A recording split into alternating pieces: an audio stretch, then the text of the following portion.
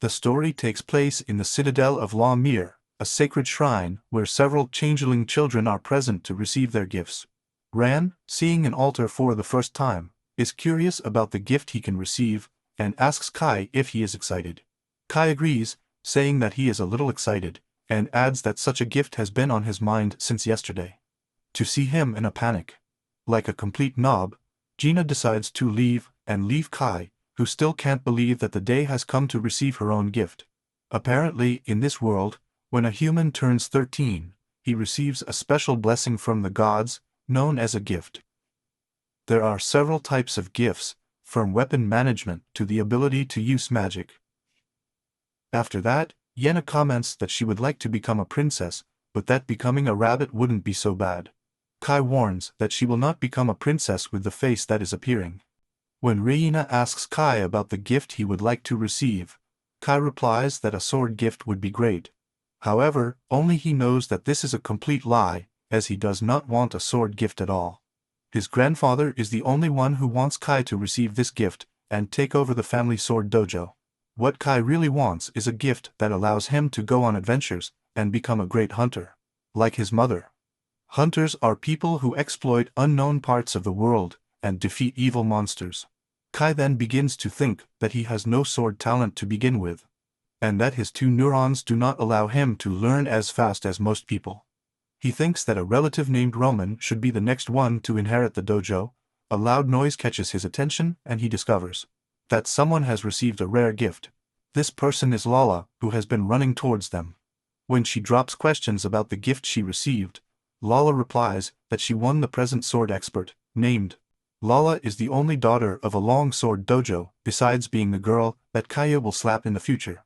However, the fact that she is his girlfriend is something that his parents decided for them. At the same time, Eve and Roman appear. And before Kai can ask about Roman's gift, Romao pushes and tries to show off Lala, saying that he received the current king of the spear. But she doesn't seem surprised since she already knew him. At that time, a member of the Order of the Holy King arrives, asking to speak to Lala about the gift she received. When Lala mentions that her gift is not so unique, the old man replies that she trained every day from dawn to dusk to improve her sword skills, so they want her to join their ranks. Kei thinks Lala is really amazing and asks her to talk to them. With that, Lala says goodbye and Kate apologizes to Kai because of the grenade. All that was excited. After everyone leaves, Enna warns Kai that the line is walking. In a short time, he reaches it. The priest is surprised to see his gift, and says that he received the gift from the master swordsman. When they hear this, the guards comment on how everyone is winning the present. Powerful and start wondering if this has anything to do with demons planning an attack. After scolding the guards for talking too much, the priest asks Kai to come closer. He asks Kai's name, and asks him to put his hand on the crystal. As soon as he puts his hand, his body starts to get heavy, and the light of the crystal disappears. The priest also loses a few years of life when he saw the gift from here and says that it is the most incompetent gift in the world. Some time has passed since that day, and now Romain and Kai are having a training duel. Everyone seems to cheer for Romain, remembering that his opponent is the most incompetent in the world. As Kai struggles to accompany Romain, he ends up hitting her forehead and falls to the ground like a pathetic weakling. Just when he is about to pass out, the sight of 2 giant breasts right on his face makes him wake up. Lalo helps to get up, while Kai can't help but take a look at her breasts. Then he passes a medicine on the wound on Kai's forehead, and he remembers that since he received that gift, your life was the slope below. Due to their physical abilities weakened than those of women and children who have never done a workout. No one else talks to him, and even strangers started making fun of him for no reason. Currently, only Lala and a few others treat him normally, even if the engagement to her was cancelled on the day he received the gift. He's nobody now, but he thinks he's fine, since he's gotten used to it. Soon after, Lala asks if she is going to the royal capital soon. Aikai replies that it is very difficult to stay at sea, and that if it is for the capital, he hopes to be treated like a human being again. Lala asks if she intends to look for a job. But Kei says no, she's going to the neighboring city, where a race without gifts lives. And he is sure that even someone like him can get some work there. In addition, he promises to send letters to Lala, but she replies that it will not be necessary, and will run out, saying he needs to fix his luggage. Kei also decides to go talk to her grandfather, but in the way he finds Granada. Roman reminds Kai that he is the incumbent of the current king of the spear, and that since Kai is no longer a fiancé of Lala, he is the only right man for her. However, Kai replies that it is something for Lala to decide for herself, which makes Romain wonder if Kai thinks Lala would choose a useless one like him. Kai responds, saying that his feelings for her are different, and that he doesn't have to worry. Before Romain can ask for more, his teacher calls to continue training, forcing Romain to abandon the conversation. Meanwhile, Kai believes that Lala is more like a sister to him, and regrets that he can't tell that to Romain. Later that day, he goes to his grandfather, who apologizes to Kai for putting him in that situation. When Kai asks what he means, Grandpa mentions the cancellation of the engagement, and gets kicked out of the house. But to his grandpa's surprise, Kai replies that he doesn't mind at all, as he always saw Lala as a sister. Besides, going to the real capital was his dream. This makes Grandpa laugh, saying that Kai's eyes were turbulent before, but now it seems that they are lighter than ever. Finally, Grandpa says that no matter how much Kai has, he is still part of the family, and will always be welcome.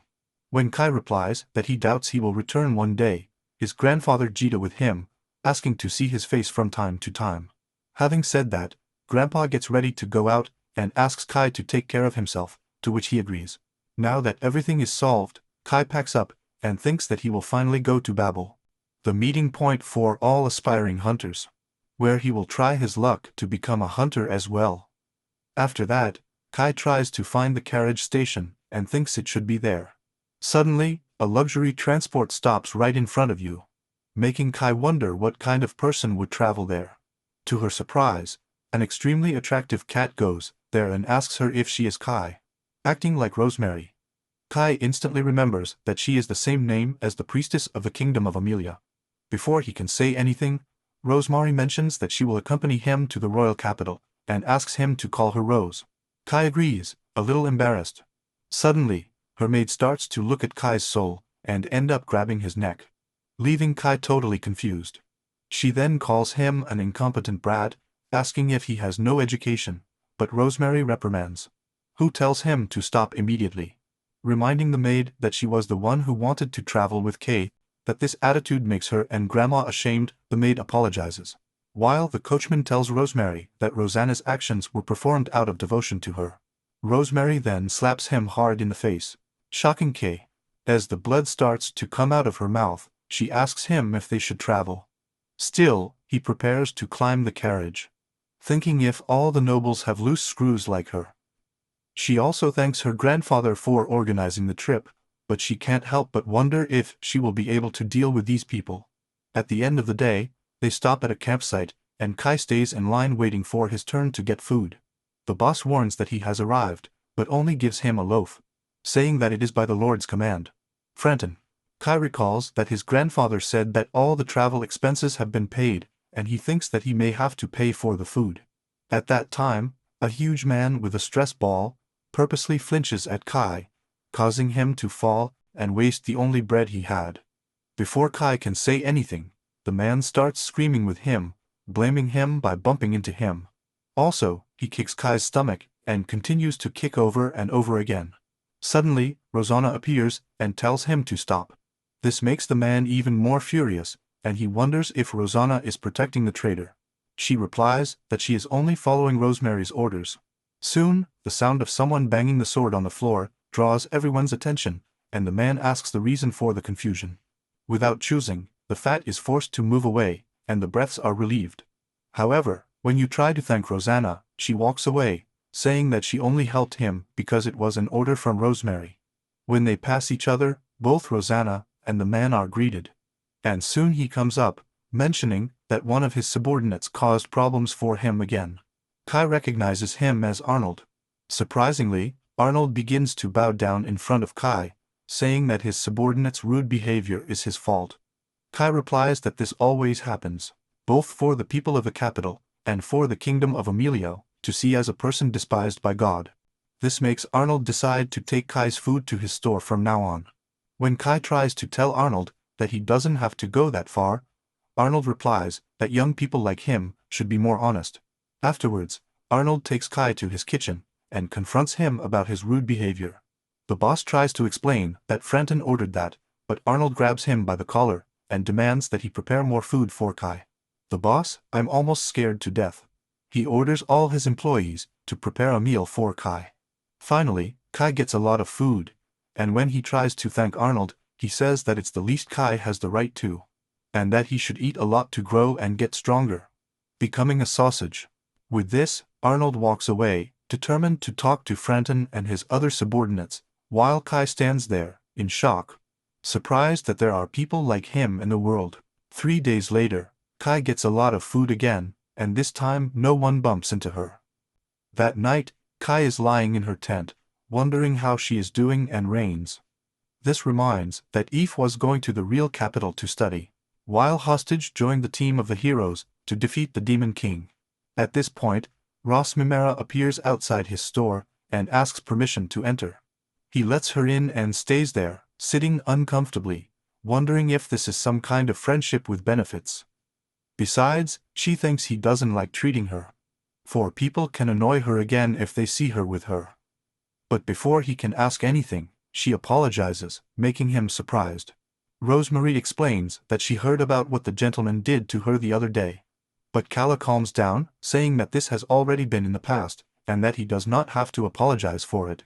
However, Rosemary argues that everything happened because she selfishly asked Kai's grandfather to travel with him to the capital.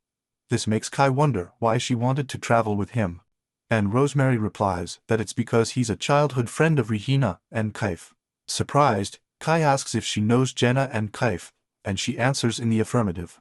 Kaif, apparently, is the youngest apprentice of the main court magician, who is also your mentor, while Rihina is your best friend. Hearing this, Tai begins to wonder if she is the chief priestess, Queen Laura, but soon gives up the idea. Then he asks if they talked about him, and she confirms, saying that Hostage talks about him a lot. And now she can get to know him more than Keith.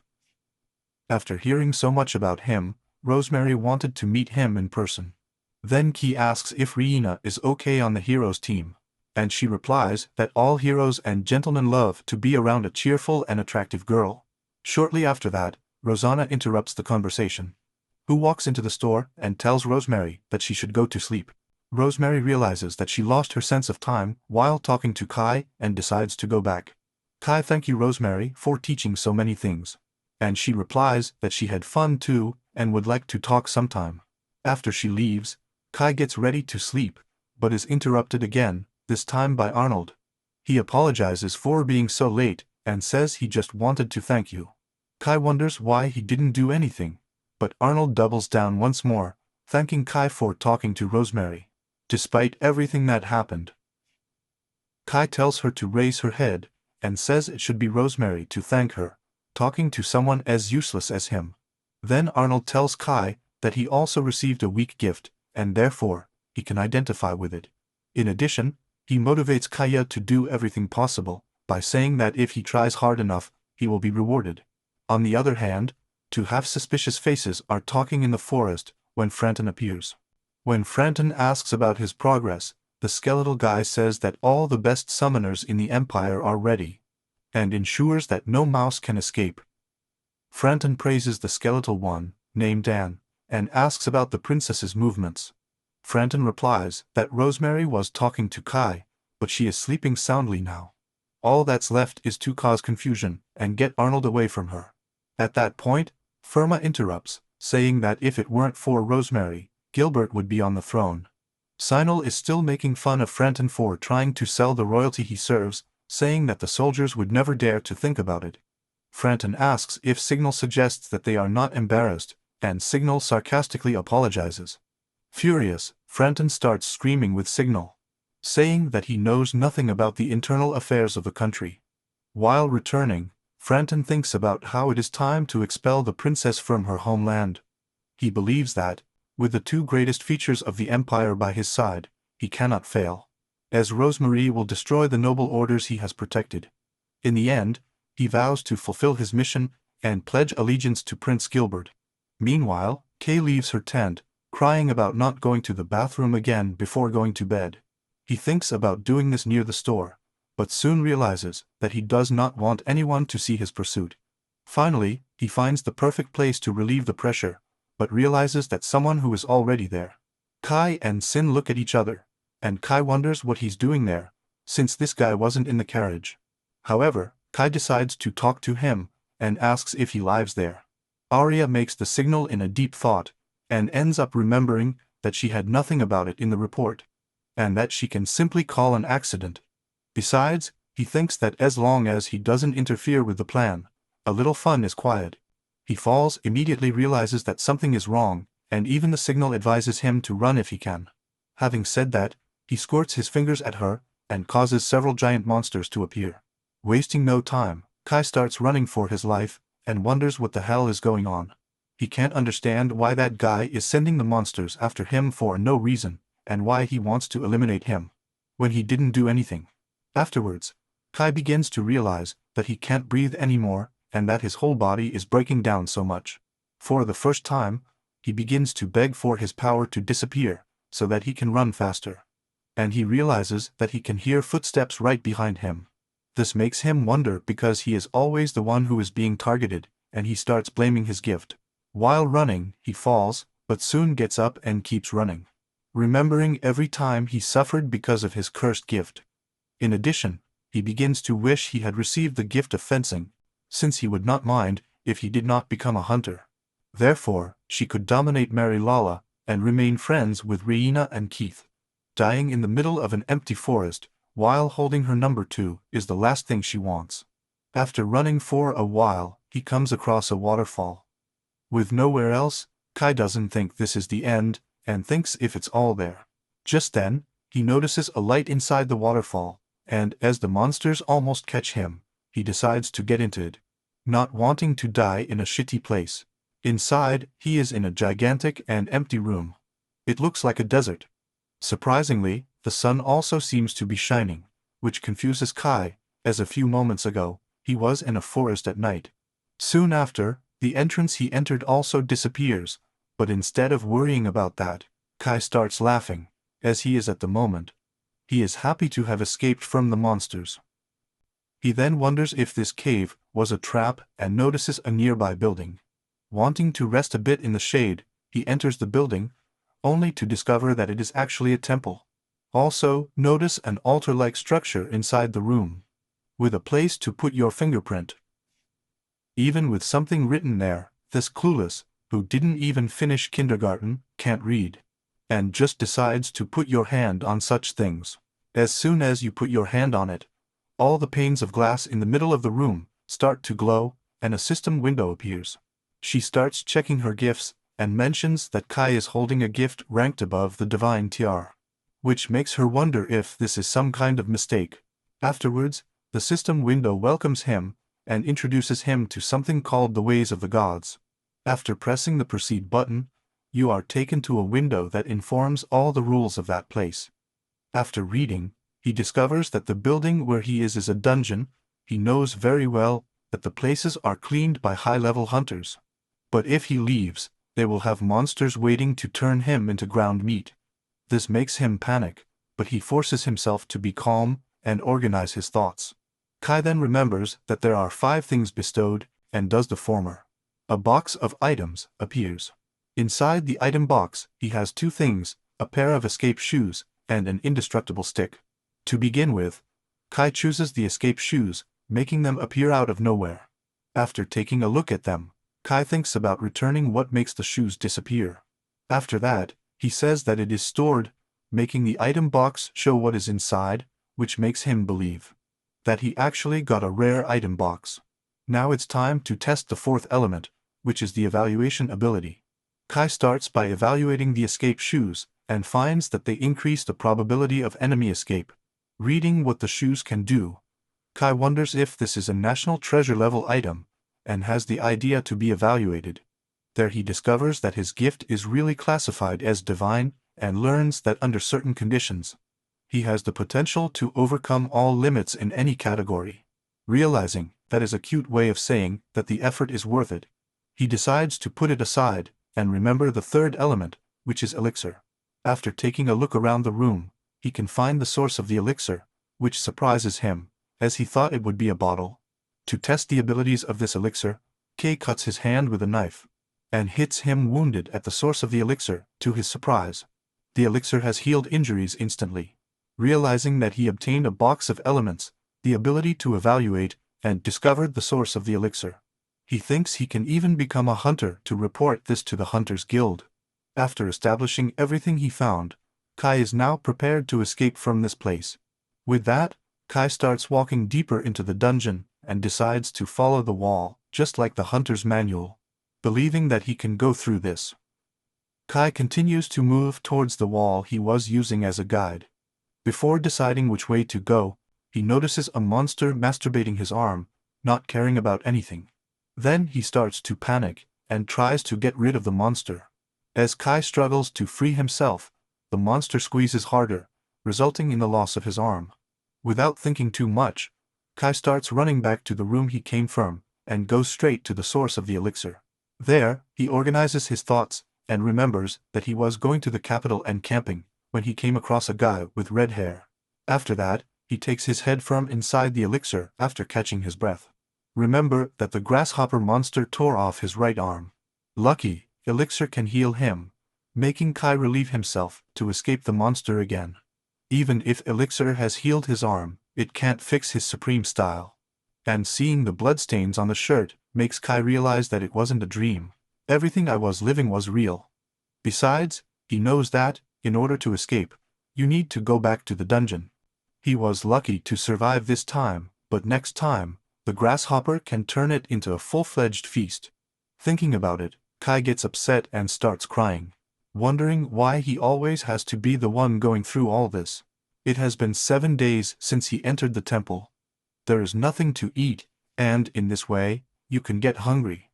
The only thing edible are the insects on the floor, but after evaluating them, they discover that they are poisonous insects, powerful enough to eliminate a dragon with their venom. Although it is super nutritious, Kai decides not to eat them for now. Finally, a fortnight has passed, and Kai already has an idea in mind, so he drinks a lot of elixir to be sure.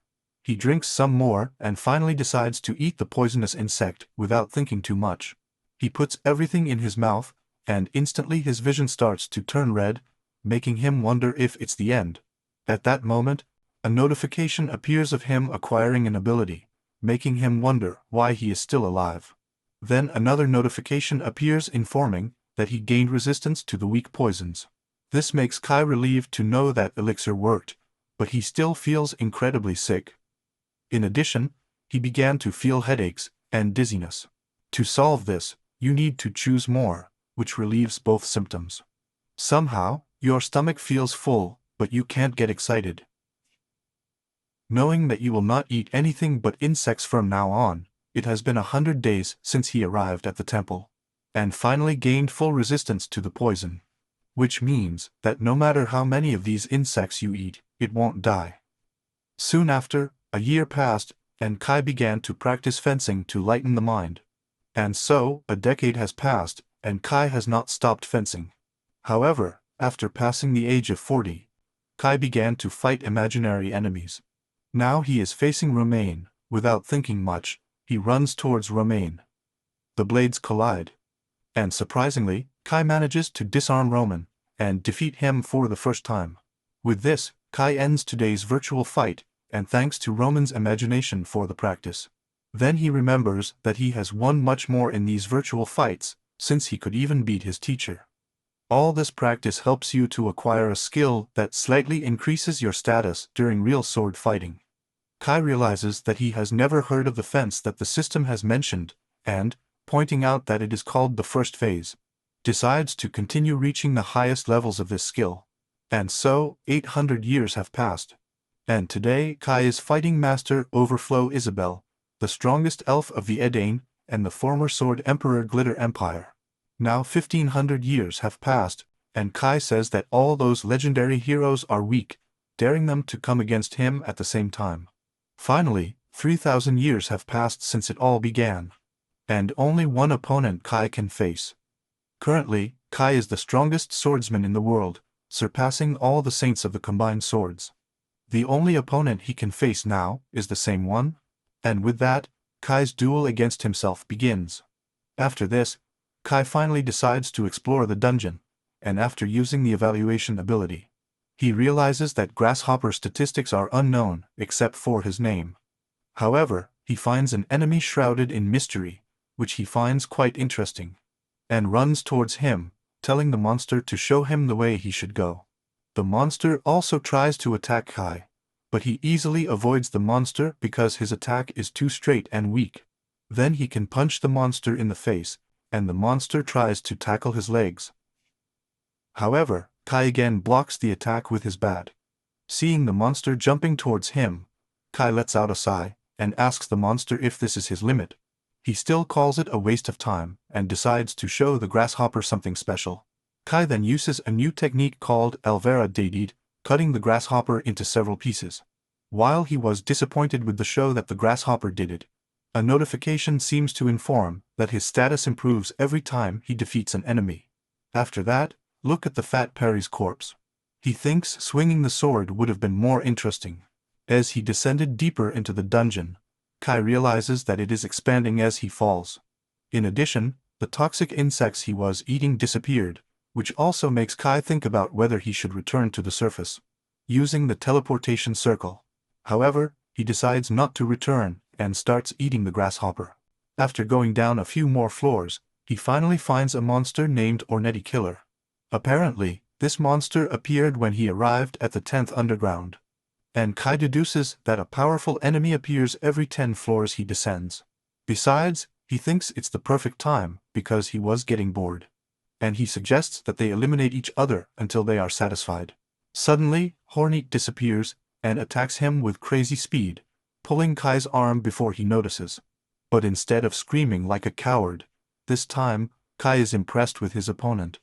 He mentions that the pain after so long seems delicious and runs to Horneat, saying that this elimination will be enjoyed. As expected, Horna disappears again, but this time she matches her movement with her eyes and dodges the attack at the right moment. Realizing that Horneat is making a straight-line attack, Kai wonders if this is all he can do. She also notices that Horneat refuses in one place for a while before she quickly moves on. To her surprise, Horneat then releases her sting, making Kai realize that he was hiding his trick. Horneat starts spreading her liquid all over the room, and Kai soon realizes that it is poison. Instead of dodging, he begins to focus and uses the third form of his sword technique, called Moan Mirror. This technique allows Kai to involve the poison around his staff, tell Horneat that distance attacks have no effect on it. With this, he returns the attack directly to Horneat, causing her to burn to death. Or at least that's what Kai thought, because when Horneat tries to attack her again, he is impressed by her persistence, praising her for wearing the pride of a warrior.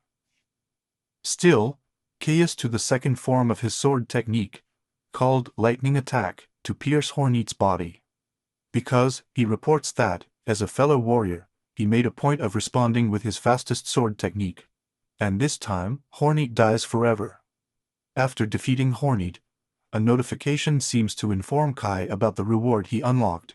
While he is confused about what kind of reward it could be, a rusty treasure chest appears in front of him.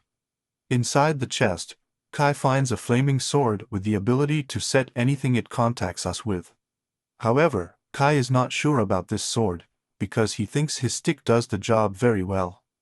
Suddenly, the idea of using the flaming sword to bake insects, but unfortunately, there is no insect around. So he decides to try it in the next room. After descending even further, he enters a room full of lava. However, Akai seems to like him, and says that this is the kind of challenge he expects. Knowing that her shoes are not heat-resistant, she has an idea, and decides to try her shoes. After this, he returns his escape shoes in his inventory, and, without hesitation, steps barefoot into the lava. However, the floor turns out to be warmer than the single mothers in her area, and Kai quickly heals her feet using elixir. Once again, he steps barefoot on the floor, and this time he realizes that he can withstand the heat for about 10 seconds. In addition, a pop-up window appears that gives him heat resistance, which can be increased after exposing his body to warm up 500 times. After curing the feat once more, Kai decides to maximize his heat resistance stats, continuously stepping on the lava. In addition, he finds burning magma floors, frozen deserts, flooded rooms, wind blades, and lightning zones. But it ensures that his resistance to these things increases every time. Finally, after reaching the 13-year-old floor, he gained resistance to all the rooms he passed through, becoming almost invincible.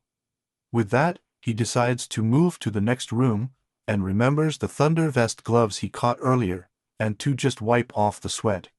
When approaching the next stairs, you can hear the sound of water, and soon after you notice a beast called King Tiger Thunder waiting. The system warns you that this is the last test of the superi floors. Just as the tiger is about to attack, KS cuts off several pieces with a single blow.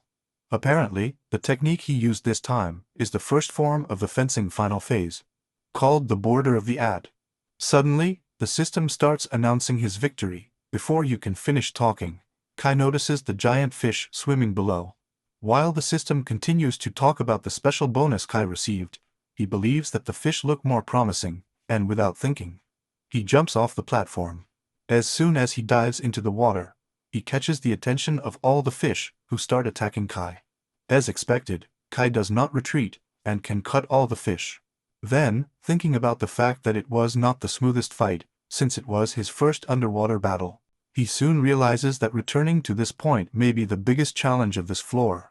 After returning to the platform, the system repeats the message about the special bonus again, and noting that he, Kai, begins to question whether everything is fine. The system responds by saying that there is something strange for him. After that, Kai took a look at the treasure chest he found inside one of the fish he cut, and starts to open it. Smaller box inside the bigger one.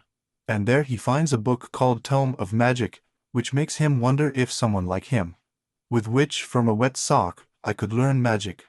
But still, he puts the book in the inventory, and opens the second one, where he takes a sword. Apparently, this sword is mythical, with a blade so sharp it can cut to its beam. Not only that, but the sword looks very natural to Kai, and the reason for this is the cable, which is very similar to the wooden swords in his dojo. After testing the sword, Kai has a feeling that this sword will be his new companion. 7,612 years have passed since the beginning of the game, and Kai came to a place full of dragons, known as the Dragon Zone. But he sees it as a perfect opportunity to test his new sword. With that in mind, he begins to cut down all the dragons that stand in his way, and soon realizes that the sword fits his style perfectly. Advancing, he arrives in 350 walks, where there is another dragon. Kai realizes that this is smaller than others, but when he looks into his eyes, he feels that the previous dragons are nothing compared to this one. For this battle, even the system begins to animate Kai, and without wasting time, he passes over the dragon to finish it quickly. However, after a while, he finds himself completely destroyed, and begins to laugh. He then falls to the ground, commenting on how he was humbly defeated, and can't believe that all his attacks were nullified. Sometime later, he returns to the source of the elixir to heal, and mentions that he has not yet gotten used to the feeling of his flesh regenerating. He starts thinking about a way to deal with that dragon's physical nourishment ability, and wonders if there's another way. The idea of magic arises in his mind, and he decides to take a look at the magic book he received earlier. To begin with, he decides to read the introduction to magic session, but soon discovers that due to his blessing, it is impossible for him to learn magic through a book contract. The only remaining option is to read the original text directly from the book to acquire the magic. Kai then takes a sip of elixir and notices the appearance of the system screen, which reports that he feels headache and nausea due to the magic poisoning. But now he has developed a resistance to that. 7,673 years have passed since the beginning of the game, and that I've been using all this time to learn about magic. Even if it took about 60 years, he begins to understand magic gradually. Apparently, magic can be classified into general attributes and special attributes. The acquisition of general attributes requires innate, not related to gifts, and without it is impossible to form contracts. In addition, magic includes another concept called non-aquatic magic, which involves imitating objects or organic matter, like the human body. Seeing that this only requires the manipulation of the magic power, Kai believes that he can acquire it. When he reaches the age of 8,000, Kai realizes, by studying the medical literature, that the human body is a big assembly of small cells. In addition, magical techniques such as body reinforcement and ultra-regeneration affect the entire tissue. So, if you can specify magic at the cellular level, it would be possible to use ranged attacks. To test this theory, he decides to fight a dragon, and is grateful to the system for recharging the monsters over time. When the battle begins, the dragon launches a fiery attack on Kai, but he responds with a body booster, called the Dementini Force. Even leading the fire attack directly, Kai is not hurt, and realizes that he doesn't even have to activate the Ultra Generation. He then takes his katana, and uses a weapon booster, called the Demon Armor, imbuing your sword with magic without attribute. Now your sword works like a magic blade that even physical immunity cannot stop. After that, he apologizes to the dragon for experiencing the blade he prepared for Fafnir, the dragon who defeated Kai with a single blow. He cuts off the top of the dragon, and realizes that the top half turned to dust, making him realize that the dragon, besides Fafnir, can't even be used for training. Later, he tries another magical technique, called Divine Eye, which provides full awareness of all monsters within 500 meters. This helps to perceive the two dragons that are beyond the wall and face them. He decides not to use his sword, but another technique he has worked on. Now, at the age of 11,065, Kai manages to eliminate the dragons by throwing pebbles at them. Using the magic throwing technique called the Supreme Stage, he eventually perfected ranged attacks, and even won the title of Dragon Hunter. He did everything he could, and now he leaves the rest to fate. With this, he enters the room where Fafnir is present, who mocked Kai by saying that his physical immunity is unbeatable. However, Kainam turns on. He draws his sword, and tells Fafnir that his eyes are irresistible, and that he waited for that day to see those eyes again. After telling Fafnir that she waited 3,500 years for this moment, Kaya attacks Fafnir, and even lost the first blow. It is enough to destroy the room where Fafnir resides. Then he tells Fafnir to take a look at what he won just for himself, and still remembers that, for 3,500 years, she only thought about him, creating a way to finally defeat him.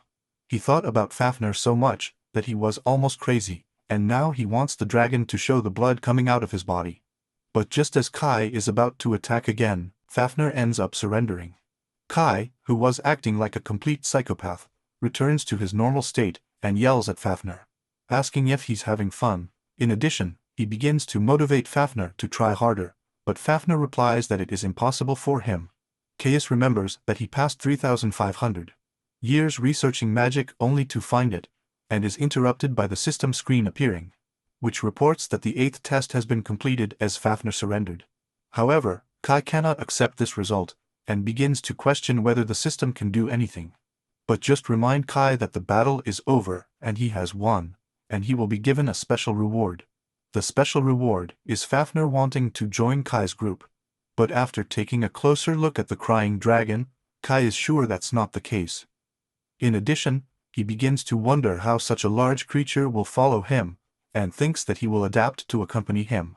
Still, he is happy that Fafnir can speak the human language, because he was starting to go crazy after being a loner for 10,000 years. In the end, he accepts Fafnir into his group, which causes Fafnir to change shape and become much smaller, becoming a girl. After looking at it for a second, Kai realizes that this shape is too small. Then Kai puts on his new outfit, which he won after defeating Fafnir. It is made from the parts of a legendary dragon and promises to be durable for hundreds of years. His old clothes did not even keep the original format, so he is very grateful to have a full set of new clothes right now. Fur asks him if he should burn Kai's old clothes, but he refuses, and Fafnir tells him to never wear them again, because the white stains from soaking are very evident. In the end, Kai puts his old clothes in the item box and decides to go back to the ground floor, because he has something to show Fafnir. Apparently, he built a small house for it and informs Fafnir that he gathered the materials from the labyrinth. However, she doesn't look that impressed, and Kay tries to reassure her that he has food for her. He then puts a piece of meat from a thunder buffalo in front of her and asks her what she thinks he will do with it. But Fafnir is not a fan of his long schemes. To start, Kai finally takes the flaming sword he caught a while ago and cuts the piece of meat with it. The result is that the meat turns into a perfectly done steak. And he warns her that it took 10 years to achieve it. When Fafnir asks if he can eat, Kay agrees. And he adds that the only seasoning they have is salt, which he took from the seawater present between the 170 and 180 floors. Without hesitation, Fafnir starts chewing Kay's arm instead of the meat, which makes him remind her that it's that meat she's eating. But Fafnir doesn't care. Later, he gives her a lot of meat, while drinking an elixir to heal the hand that Fafnir had bitten earlier. Watching her eat by hand, Kane teaches how to eat with the fork, suggesting that she tried it too. Eating with someone seemed very strange to him, as if something was missing inside him. This made his obsession to be able to melt like shadows at sunset. And the bloodlust that ran through him disappeared, it was no longer visible. Sometime later, even 400 walk, and 13,000 years have passed since the game began. There, they find a beast created when an elephant and a gorilla had the time of their lives. Fafnir asks why he has such a big nose, and Kay remembers that she saw him in a book before. Realizing that this is called an elephant, the beast starts laughing, and congratulates Kai for coming to that floor. She introduces herself as Jerem Ayla, a true god of evil. Kai asks if Fafnir knows what that means and if he has finished his steak. But Fafnir replies that he will finish later, and will put his hand in his pocket. From there, he takes a robotic arm, and tells Jerem to Aya that he will give her a good beating. Kai asks where she learned to be so violent. And Fazni replies that she learned from him. This makes Kai decide to step in and set an example. He then tells Jerry May that throwing his life away is not cool, and asks her to give up, so he can let go. Jerem Mahala can't believe no one is asking him to give up. Kay adds that he is not a fan of violence, and is willing to let everything go from insects to dragons, as long as they do not hurt him. Jerem Mahala loses patience to listen to this, and remembers that he is the servant of the supreme god. In addition, he says that the first vassal who occupies the highest position among the gods, and that for someone like Kai, even talking to Jerem May should be an honor. However, Kai was already tired of his speech in. With a single blow, Jerem May turns to ashes. Then he mentions that if Jerem Mahala had not given such a quick refusal, at least his bones would have stayed. Suddenly, he remembers that he was supposed to make an example, but ends up excited about Fafnir, who thinks they should defeat everyone until they disappear. This causes Kay to explain that it is not safe to be violent to everyone they encounter, but Fafnir ignores and asks for food. At this point, he receives another reward, called Isha Subjugation. While confused about what the book can do, a pop-up appears asking if Kai wants to save Jerem Mala's soul in the encyclopedia. He thinks for a while, and Faznir almost presses the button, but he is interrupted by Kai, who tells him to press the button the other way. Eventually, press the yes button, which makes the book shine and keeps Jerem Mahala's information about it. Kai realizes that he can summon monsters that he registers, and decides to try to complete the encyclopedia from the first floor. For now, they decide to return to the first floor, since Fafnir is starving. Back at the cabin, Kai decides to summon Jerem Mahala, reminding Fafnir that he is the same monster as Kaya completely destroyed. Then Kai starts reciting the summoning spell, and finally, he makes Jeriola appear. Confused, Jeriola looks around and starts wondering where he is, until he noticed Kai right in front of him. Kai warns that he will serve them from now on. But Jeremala immediately disagrees. Realizing that Jeremala is as disobedient as ever, he takes his indestructible stick and decides to train Jeremala. That said, after wandering between life and death about 10,000 times, he can be a little more obedient. Now 50,000 years have passed and Jerem May is sleeping quietly, when suddenly Kai yells at him to get up. He gets up instantly, and Kai and Jerry May greeted each other. But Jerry May still gets a punishment as his response was very slow. Kai reminds that his answer should be given before his. And Jeremala begins to bow down, saying that it is a useless insect crawling on the floor. Soon after, Fafnir also wakes up, and Jeremala greets her again, calling herself a useless insect. This makes him take another slap for the slow response, and Kai reminds that he should not use this kind of language in front of Fafnir. But it's too late, because now he greets Kai by calling him a useless bug too. As punishment, Kai tells Jerry Mala to do 500,000 push-ups. And an hour later, the punishment finally ends. Kai suggests descending to continue filling the encyclopedia. And he added that he wants to try out the new robotic arm that he won the other day. Apparently, they are the gloves of the Divine Cell, which has the power to reduce K's abilities and at will. If he reduces his stats to the limit, beating almost to death, and then winning. His stats are getting a little better. That said, Kai leaves, telling Yaramaheya to restock the supplies and clean the house. After 65,000 years, Kai and Fafnir reach 700, where there are no trees or stones, just a vermilion sky. At this moment, they realize something and wonder if he is a boss. It turns out to be a monster congratulating Kai for coming so far, although he looks like someone with a foot fetish. Kai realizes that he cannot assess the strength of the enemy, because the gloves reduced his condition. Before, he could estimate the level, but now, feeling the strong thirst for blood, he wonders if he should take his gloves. But he has doubts. Because I would lose XP if the monster was weak. He then asks Fafnir what to make, but she is very focused on how tasty the bird looks. Kai wonders if he likes chicken, and Fafnir responds by asking if they will bake. The phoenix decides to listen to what they are saying, and takes Kai calling him a strange monster. This angers the phoenix, who yells at Kai for calling him weird, but Kai replies that it's just an expression. And I just wanted to say that the monster is something strange as a food ingredient. However, upon hearing him call him food, the phoenix becomes even more furious, and never decides to forgive him. At the same time, Fafnir takes his robotic arm and tells K that he will take care of his bird while he prepares to face the monster. The phoenix calls her an idiot for defying him and starts attacking Fafnir with his flames. But Fafnir jumps up and hits all the flames easily. Then he uses an attack called Lion Heaven to hit the phoenix on the floor, and with one more hit, he cuts the bird in half. He did this, landed on the floor doing Spider-Man pose, and gets a compliment from Kai, as he finally said the name of the correct move. Fafnir then reminds Cade that it's time to cook, and takes his flaming sword. But suddenly the phoenix's body begins to catch fire on its own, and soon after it begins to regenerate as well. Once he was healing completely, the phoenix reveals that he is immortal. Just as Fafnir is about to fight him again, Kaipara starts laughing, calling him the best.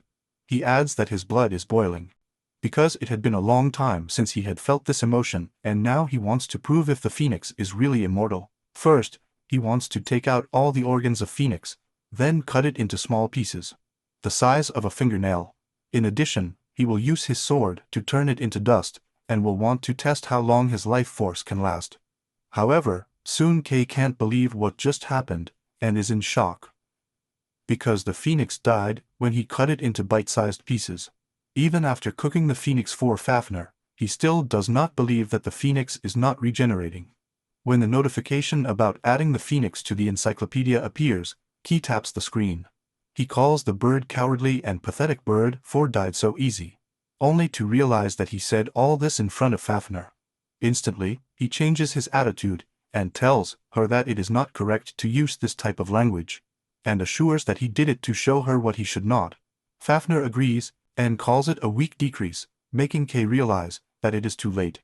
With no other choice, he calls her a good girl, and suggests they return home. To which Fafnir agrees. Now calling him a useless insect, Kai finally cleared the path of the gods, and as a reward for clearing the path, their memories are necessarily reconnected up to the moment before the path begins. This makes him remember that he was on a trip to the royal capital. In addition, he was chased by the black beasts and a red head, which made him fall into a dungeon called the Way of the Gods. If he hadn't completed the dungeon, he would have never managed to leave. Fortunately, time was frozen, both inside and outside the dungeon, where he fought numerous monsters, and formed bonds along the way. Somehow he managed to escape from the dungeon, even if it took 100,000 years and 7 days to complete it. Seeing his behavior, Fafnir comments that his master is acting strangely, and one of Astaroth, the Ancient One, replies that it is natural, since they have just returned to the original world. Apparently, despite being the final boss, Astaroth saw his status and surrendered before the battle started. At this point, Fafnir mentions that someone is getting closer, and to his surprise, it turns out to be the same emo with red hair, who was chasing Kai earlier. Kai instantly remembers who this person was, and even remembering that he was a strong guy, he doesn't see it as strong anymore. Signal realizes that Kai has company and comments about how they are both a real rock. Hearing these offenses makes them almost turn the sign into the tomato folder, but Kai stops them, wanting to deal with him on his own. Also, he makes sure to wear divine sealing gloves to help him keep his anger down. Listening to Kai, who wants to restrain himself, Fernal asks if Kai understands the situation he is in. But before he can say anything else, Kai attacks him and breaks all the fingers he used to please. This signals to order his monsters to attack, but Kai uses his sword technique to easily deal with them.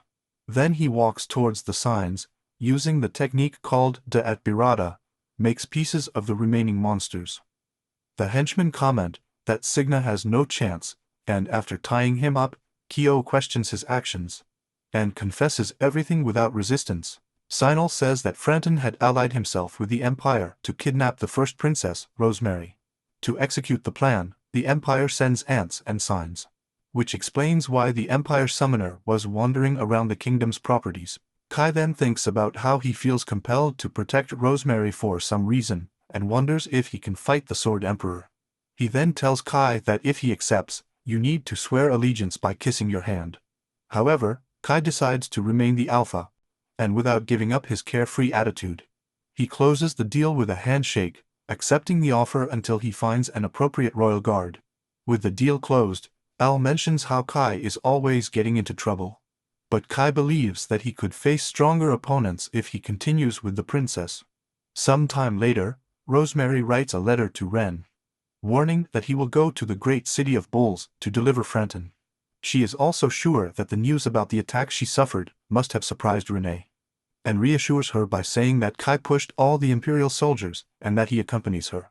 Currently, they stay in the city of Paula, and when Kai asks why they need to stay there for a few weeks, Rosemary replies that it's good to be confirmed as safe. In addition, she mentions how happy she is that Kai accepted the role of the Royal Guard, saying that if he had refused, he would have to appoint Renee as his guard. This makes Kai remember that Renee is training in the real capital, and wonders if she feels pressured to protect Rosemary because of Renee.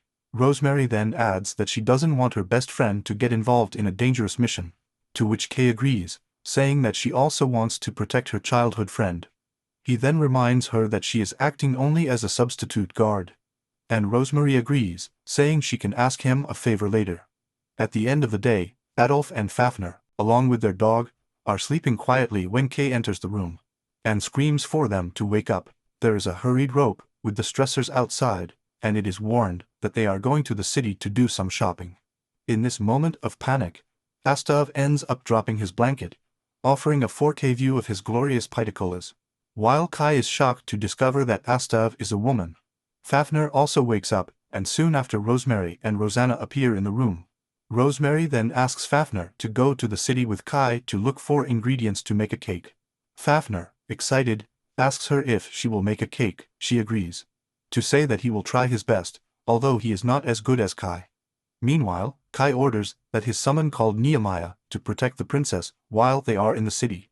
When the three of them go out to the city, Rosanna wonders if she's okay, and Rosemary says that if she hadn't suggested that, they wouldn't have left, all to protect her.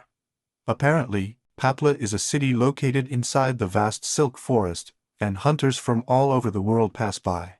It is also a place of freedom, where persecuted beasts come together.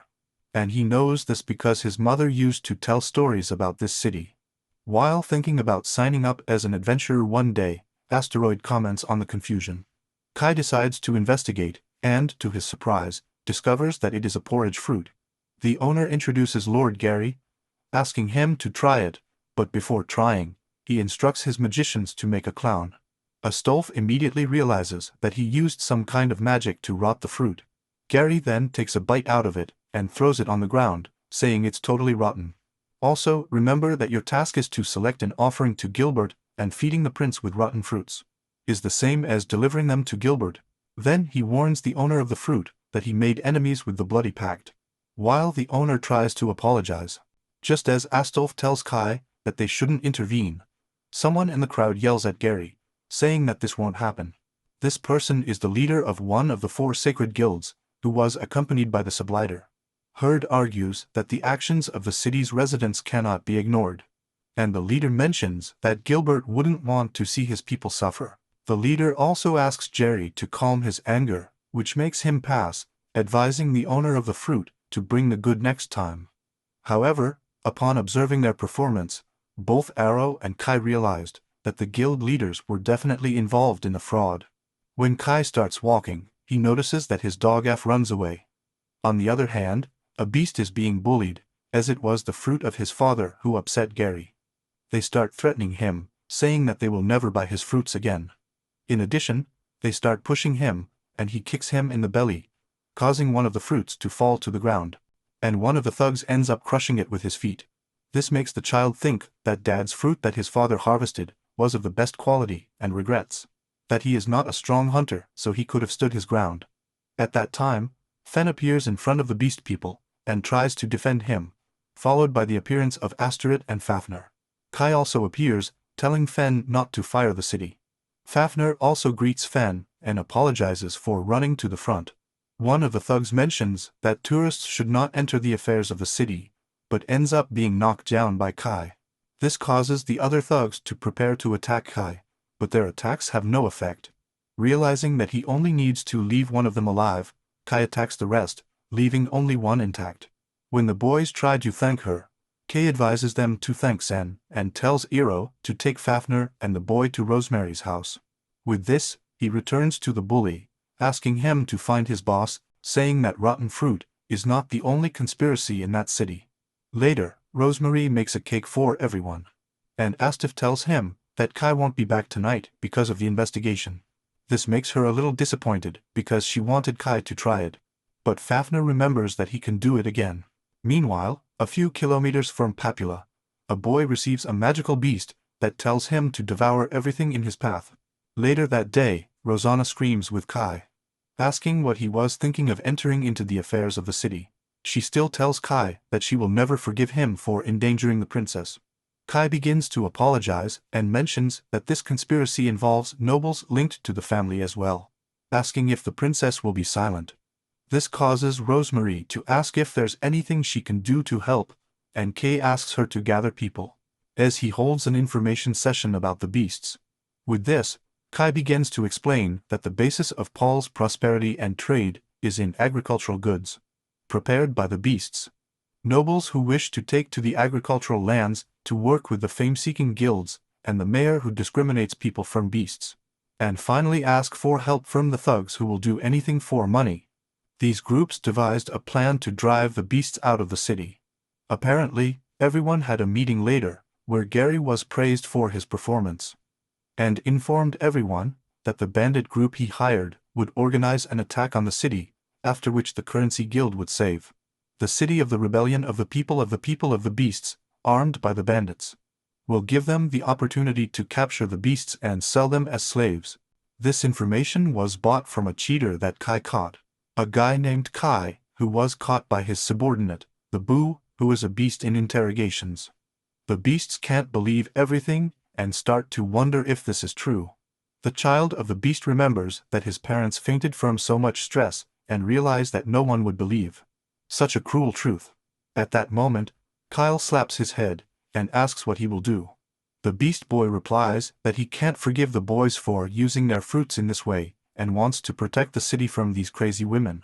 Hearing this, the other beasts are motivated to do the same, their eyes filled with tears. Kai makes it clear that this is due to the trust his family built, telling the beast child, named Shira, that his strength comes from that trust. Shira tries to thank Kai, but he replies that the city is his to protect. One of the bad guys from the beast mentions that most of them are women and children, that they don't know how to fight alone. Kai agrees, saying that he could easily exterminate the bad guys, but that he couldn't stay in the city to protect them forever. He still says that the place for the beasts has to be conquered with his strength, and promises to support those who have the courage to fight for freedom. On the other hand, The aura farmer named Dilma mentions that reviving the demonic beast and releasing it in the city of Papar is an easy job for a calamity like him. The hot elf named Neo remembers that 100 million jobs don't come cheap and asks him to make sure he delivers. But Dilma argues that, unlike weak demons, she has no reason to fail, which leaves one of his subordinates furious. Without hesitation, Dilma uses her magic to melt them all down, yet she reassures him that they are important sponsors, and that she will not hurt the rest, telling him to leave while he is good. Apparently, a grasshopper was listening to this conversation and returned to Kai, warning that the demonic beast is planning to invade the city. This makes Kai wonder if they have taken a whiff of this situation, and they decide to see the results of the beast training. At the same time, the leader of the bad guys mentions that the mission was only to attack the beasts, but orders his men to take everything forward. When one of the bad guys is almost entering a house, Zero appears behind him, in the blink of an eye, runs towards him, and knocks him down with a single blow. Feng starts praising him for doing a good job, but he can't believe it as he only did what Kai taught. In fact, a few weeks earlier, Kai's subordinates organized a beast training camp and slowed down so that they could practice a lot. He signed that the group of bandits is much smaller than the number of beasts, and that if they mastered a unique precise striking technique, the victory would be theirs. Elsewhere, Hyde praises the mayor for bringing her an interesting hobby that night, and starts grabbing her thighs, just to kick him in the face. Surprisingly, it was one of the beasts that tells the mayor that it was because he had made Sira's fruits into a toy. Meanwhile, the beasts continue to defeat the bad guys, and Sira begins to believe that they can win. Rosemary is also surprised to discover that the bad guys are weaker than expected, but Kyle says it's still early to celebrate. When she asks him what he wants to say about it, Kyle asks her to be quiet and observed. Meanwhile, in the middle of the city, the leader of Cohen Guild accuses the beasts of attacking the city. When suddenly, Kai appears with a mountain of bad guys, informing everyone about his strategy. He then asks one of the bandits if Kai did the city attack, and the bandit replies that he did. Kai begins to wonder if they were planning to get rid of the bad guys and take the credit for themselves. The leader of KEKKA argues that the residents of the city will not believe in bandits. But Kai responds by saying that all the bad guys have been captured, and if everyone knows the betrayal, everyone will react the same way. Cohen's leader begins to accuse Kai, and with the help of the subtenant, tries to attack him with thorns. However, Kai easily picks up their thorns and pulls on himself, which causes them to break on the wall. While the members of Hilda cannot believe that their leader was immediately defeated, Kai comments that he is only giving a helping hand to those who are in trouble, and says he will help Cohen if they want to be both heroes. Will Kai be able to save the city from these monotonous people? Comment hard if you want the second part of this series. As always, thanks for seeing you next time.